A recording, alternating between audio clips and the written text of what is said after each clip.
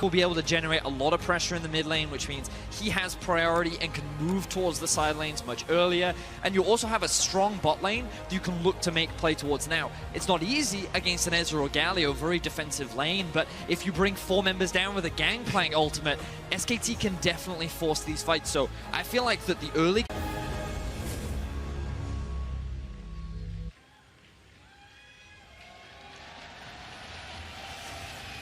And here we are, RNG versus SKT. Last time, SKT got the better of RNG, but RNG looking to turn it around today, looking to tie up the score, potentially force a tiebreaker. Has to be something that Xiaohu is aware of, but for now, it will just be a focus on stealing away the enemy rafters. Good start for Clid so far. Exactly. This is the early bottom river control that I was alluding to in the opening of the game. They've got 2 wards, both sides of the entrances of this river. Clid also stealing away the Raptor camp. This is exactly how SK Telecom want the early map to play out. Now trying to force him off the CS here. They're not really threatening to go for the kill on the dive. Just also going to be spotted by RNG, and that's the forward, fight. guaranteeing the root. He's going to hit the Sonic Wave of the follow-up. That's going to be a Xiaohu. No, the flash out just barely a sliver of life as Carson will stop and he followed. And immediately there's an engage on the bottom side. Ming going for an aggressive trade, but no one has dropped yet. Faker lower and lower. No, the Jarvan's going to get it. We missed it on the bottom side, but Carson will find first blood. Xiaohu flashes away and survives with a sliver of health, but Faker not so lucky. Bottom side. Knockup is there. Uzi under the tower. Is he going to go down the flash out? No, he takes effort out with him. It's the 1-for-1 so far. Teddy has no mana. Ming slowly but surely getting chipped away at the press. The attack already proc. The damage is there, but not quite enough. Ming will be forced to flash to safety. More often than not, play through Uzi is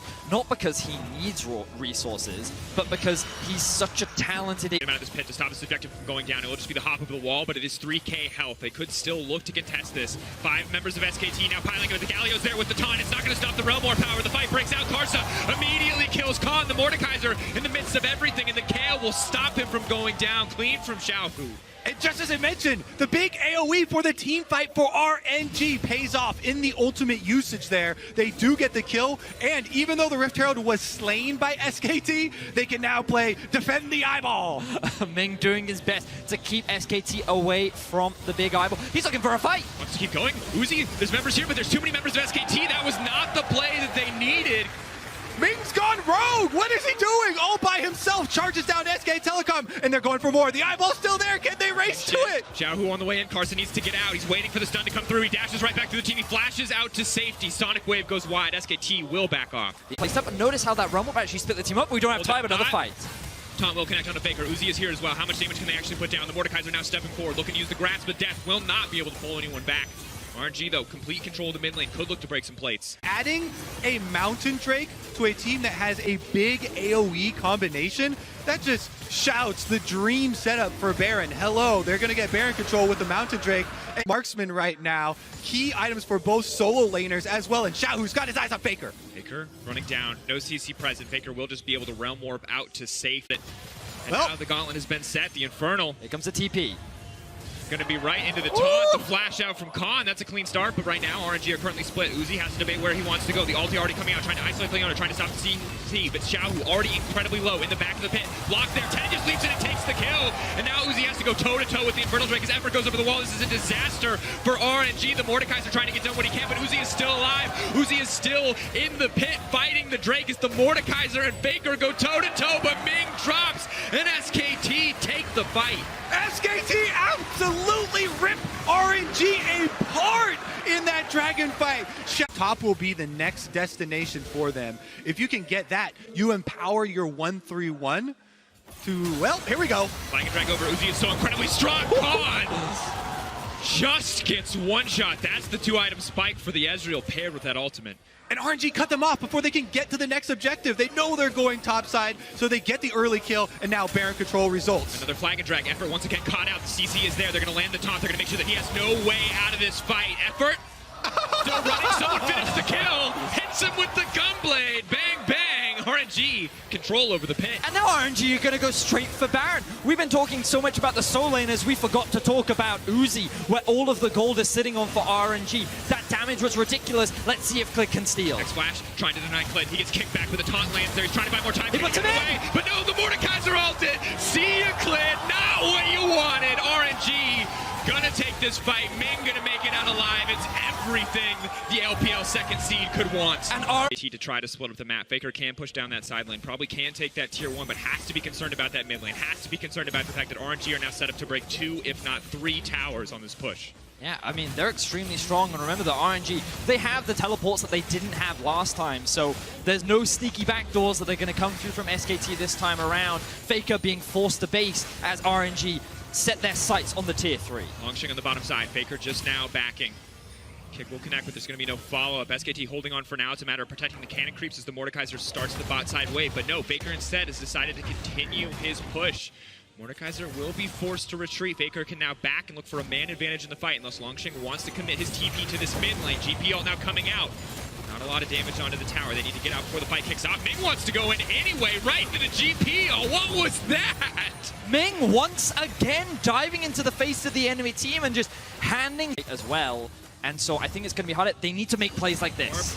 Longshing just going to try to pull Faker into the death realm. Going to take the tower out of the equation, and the Mordekaiser does a lot of damage. Longshing now is running for the hills, just on the edge of the death realm. He's going to come right out into the cannon barrage, and now he's on the retreat. Has used the shield, has used the indestructible, but it's Xiao Hu kicked into the middle of the team. He will flash out a beautiful taunt from Ming, trying to make up for earlier as RNG will pull back on the bottom side. So a quick collapse there from RNG. So as much as he's buying time, he also will just threaten to 1v1 kill most members of SKT as the Cataclysm comes out. Effort has to flash out to safety. RNG not overcommitting to the play. They'll get the TP, though, from Khan on the back of that one.